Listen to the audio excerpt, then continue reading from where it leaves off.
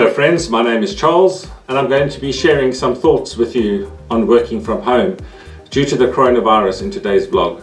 So thank you for joining me.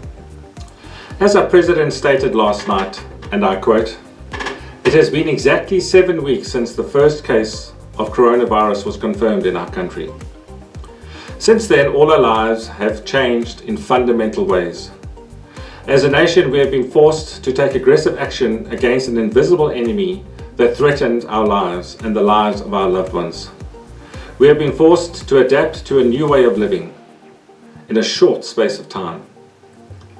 As we enter the 5th week of an unprecedented nationwide lockdown, and as we look into the future, we should remember why we are here. The novel coronavirus, which was identified in the Chinese city of Wuhan in December last year, has spread rapidly across the world. To date, over 2.6 million confirmed cases have been reported worldwide. The actual number of people infected is most likely far higher." Unquote. On the 1st of May, the South African lockdown will be downgraded to Alert Level 4, which means a lot of us will continue to work from home, as the lockdown can't simply be downgraded to Level 1 or scrapped at this stage. The so-called new normal is set to continue for some time. So how will you be keeping your staff informed as the coronavirus tightens its grip on the world? More and more people are working from home for longer and longer periods. A staggering total confirmed number of 2.7 million cases worldwide and 190,000 deaths as of today. My condolences to all those who have lost loved ones. There are so many sad stories out there. Working from home prevents you from becoming infected yourself or infecting others. This way, working from home could eventually lead to a reduction in the number of infections, which could then contribute to the effort of flattening the curve. However, for many organizations, working from home is easier said than done. How do you ensure that it doesn't harm communication and collaboration between colleagues, and herewith overall productivity?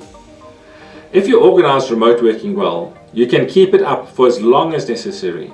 Here are a few tips for organizing working from home.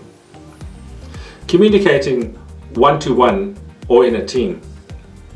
Communication in the workplace is essential, especially when every employee is in a different place as they work from home. However, this also makes communication a lot more complicated. Fortunately, there are all kinds of tools available to solve this problem. There's Slack and Microsoft Teams, for example. In both applications, you can address a colleague directly in no time. You can also start a group conversation. When during a group conversation you need a specific colleague's opinion, you can make sure that this person receives a push notification by using a simple @mention. This way, it's almost as if your colleagues are right there with you in the room. Secondly, video meetings. Not everyone loves them, but sometimes they are necessary. If you want to discuss something face to face, or you need to show something to a group of colleagues, you can't avoid a meeting.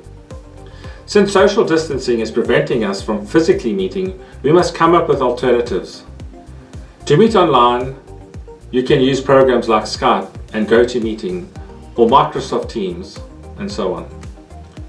Not only can you make video calls with individual colleagues or with a larger group, you can also share screens, perfect for remote meetings and presentations.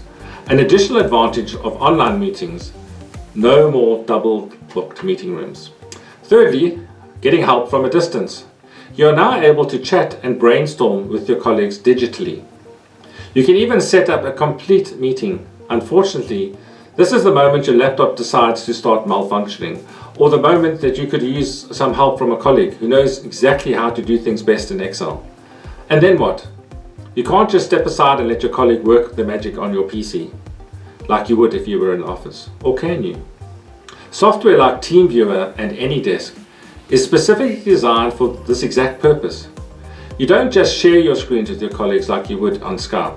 You grant your co-worker complete temporary control over your PC.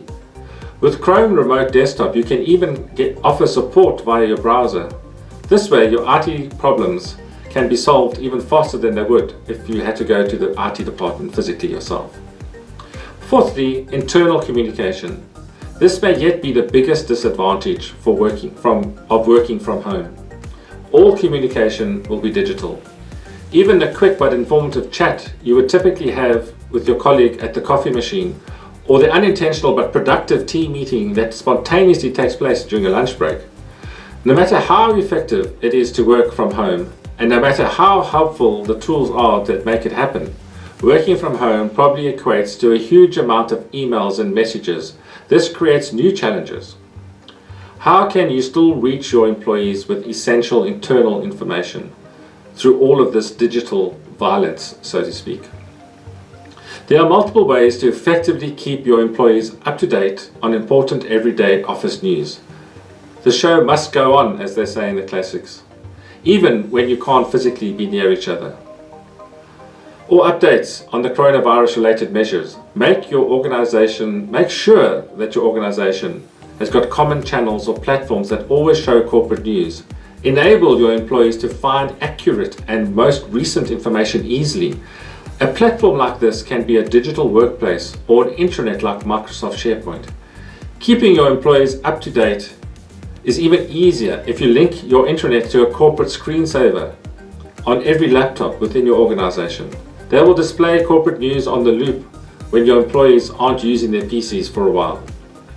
A corporate news app is also a great solution to keep everyone in the know. Typically, this software is mainly used to reach deskless employees. However, in the case of an unforeseen remote working situation like we have now, it can also be used to keep all employees at home informed daily. To read the latest corporate news, all your employees need to do is to regularly check their smartphones, which they're probably doing already anyway. In case of really important news, for example, if your employees are finally allowed to go back into the office again, you can send a push notification along with a reading confirmation to make sure that your employees have read the information. As you can see, working from home doesn't have to be a problem for your organization. All you need is the right apps, tools, and mindset. Perhaps you're looking for more tips on remote working in your organization.